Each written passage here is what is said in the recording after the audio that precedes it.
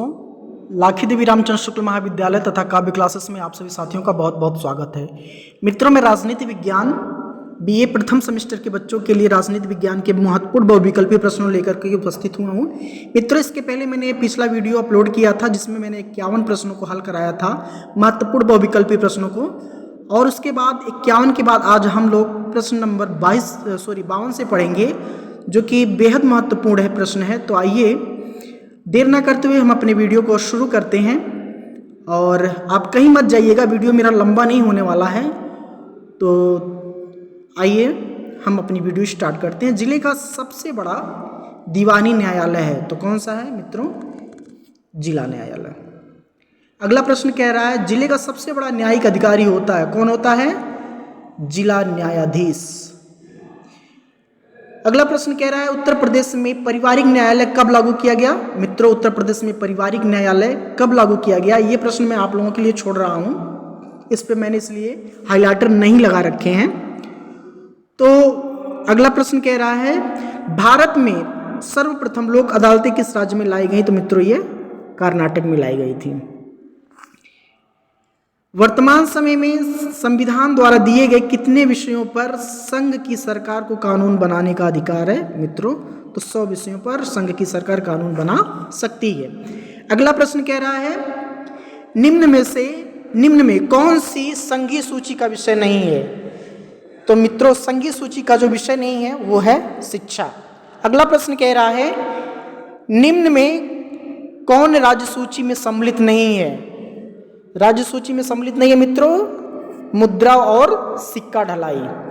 अगला प्रश्न कह रहा है अनुच्छेद 371 के उपबंध में कितने राज्यों पर लागू होता? 371 का उपबंध कितने राज्यों पर लागू होता है? तो मित्रों, ये होता है 11 राज्यों पर लागू होता है। अगला प्रश्न कह रहा है भारत के संविधान के किस अनुच्छेद में निर्वाचन के संबंध में प्रावधान किए गए हैं? तो मित्रों, ये किया गया है 324 से 329 के बीच। भारत में जीएसटी कब से प्रभावी हुआ? तो मित्रों, ये हुआ 1 जुलाई 2017 से। जीएसटी लागू करने वाला पहला देश निम्न में से कौन सा है? तो मित्रों, वो है फ्रांस। भारतीय जीएसटी में कितने प्रकार के कर होते हैं? तो मित्रों, भारतीय जीएसटी में 3 प्रकार के कर होते हैं। अगला कह रहा है कि वर्तमान समय में समवर्ती सूची में कितने विषय हैं? तो मित्रों, ये 52 विषय शामिल किए गए हैं। संविधान में वर्तमान समय में राज्य सूची में विषय हैं कितने? 61 विषय हैं मित्रों, मैंने हाइलाइटर पहले ही लगा रखा है।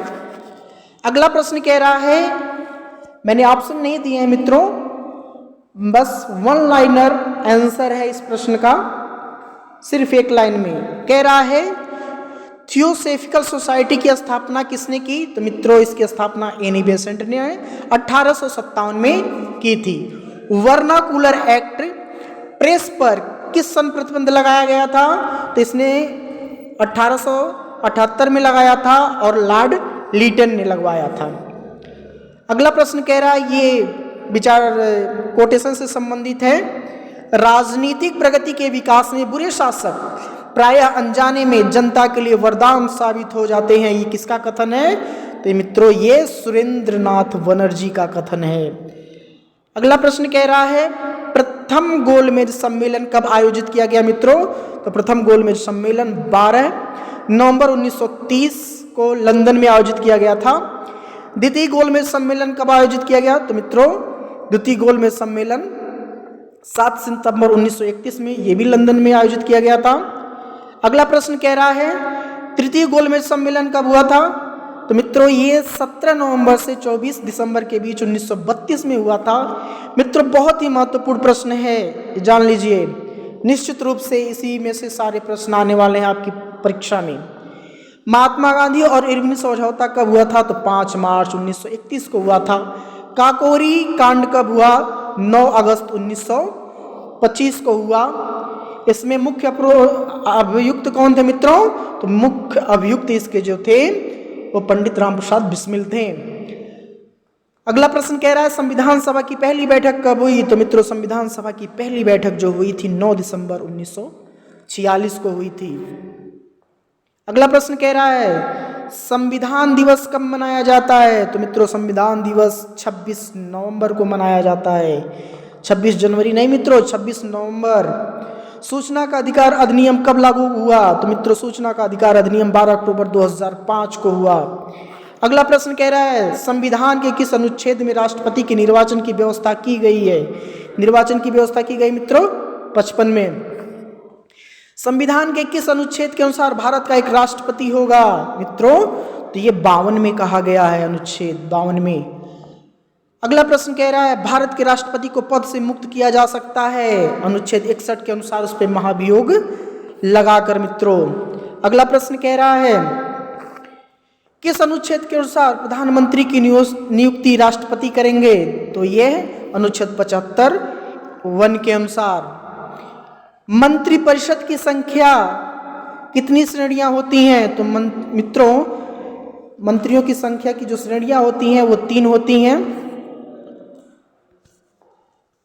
अगला कह रहा है संविधान के किस अनुच्छेद के अनुसार राष्ट्रपति को परामर्श देने के लिए एक मंत्रिपरिषद होगी? अनुच्छेद 74 में ये बात कही गई है। अगला प्रश्न कह रहा है मित्रों संविधान के अनुच्छेद 80 के अनुसार राज्यसभा के सदस्यों की संख्या कितनी निश्चित की गई है? तो ये निश्चित की गई है मित्रों 250। अगला प्रश्न कह रहा है किस अनुच्छेद के अनुसार राज्यपाल मुख्यमंत्री की नियुक्ति करता है? तो यह अनुच्छेद 164 के अनुसार। उत्तर प्रदेश में राज्यसभा सदस्यों की संख्या कितनी है? मात्र उत्तर प्रदेश की बात कर रहा है मित्रों, प्रश्नों पर गौर करने की बात है।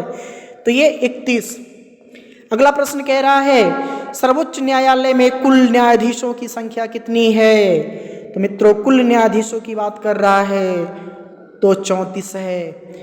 भारतीय संविधान में किस अनुच्छेद के द्वारा वैक्स मताधिकार दिए गए हैं? तो ये दिए गए हैं मित्रों 326 के 26 में दिए गए हैं। 326 में। नीति निर्देशक तत्वों की व्यवस्था किस अनुच्छेद में की गई है? तो नीति निर्देशक तत्वों की व्यवस्था अनुच्छेद 36 से अनुच्छेद 51 तक की गई है।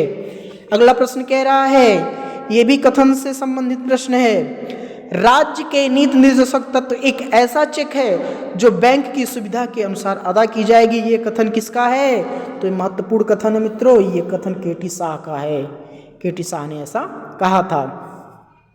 लखनऊ में 1857 की क्रांति का नेतृत्व किसने किया था? आप जानते होंगे 1857 की क्रांति हुई थी मेरठ से प्रारंभ होती है, लेकिन मेरठ की क्रांति जब प्रारंभ होती है तो भारत के अन्य शहरों में भी इस क्रांति का प्रभाव होता है। तो उस क्रांति का प्रभाव के बारे में कह रहा है कि लखनऊ से किसने इसका नेतृत्व किया था? तो हजरत अली ने लखनऊ से इसका नेतृत्व किया था। फिर वही बात आ गई कानपुर से 1857 की क्रांति का नेतृत्व किसने किया था? तो मित्रों नाना साहब ने किया था। अनुच्छेद 40 के तहत किसका गठन किया गया है? तो मित्रों महत्वपूर्ण प्रश्न है, ग्राम पंचायतों का गठन किया गया है। भारत के प्रथम मुस्लिम राष्ट्रपति कौन थे? मित्रों डॉक्टर जाकिर हुसैन भारत के प्रथम मुस्लिम राष्ट्रपति थे। अगला प्रश्न कह रहा है राष्ट्रीय विकास परिषद का अध्यक्ष कौन होता है? तो मित्रों राष्ट्रीय विकास परिषद के जो अध्यक्ष होते हैं वो भारत के प्रधानमंत्री होते हैं। राज्यसभा का सभापति कौन होता है? मित्रों राज्यसभा का सभापति उपराष्ट्रपति होता है। अगला प्रश्न कह रहा है स्वतंत्र भारत का प्रथम लोकसभा अध्यक्ष कौन था? तो लोकसभा अध्यक्ष वो भी प्रथम की बात कर रहा है तो जीवी मावलंकर थे। अगला प्रश्न कह रहा है मित्रों सर्वोच्च न्यायालय के प्रथम न्यायाधीश कौन थे? तो हीरालाल जे कानिया सर्वोच्च न्यायालय के प्रथम न्यायाधीश थे। तारकुंडे समिति तथा गोस्वामी समिति का संबंध किससे है? तो मित्रों ये चुनाव के सुधारों से है, इसका संबंध चुनाव सुधार से। मन्नार समिति किससे संबंधित है? तो मित्रों केंद्र और राज्य के बीच संबंधों के सुधार से संबंधित है।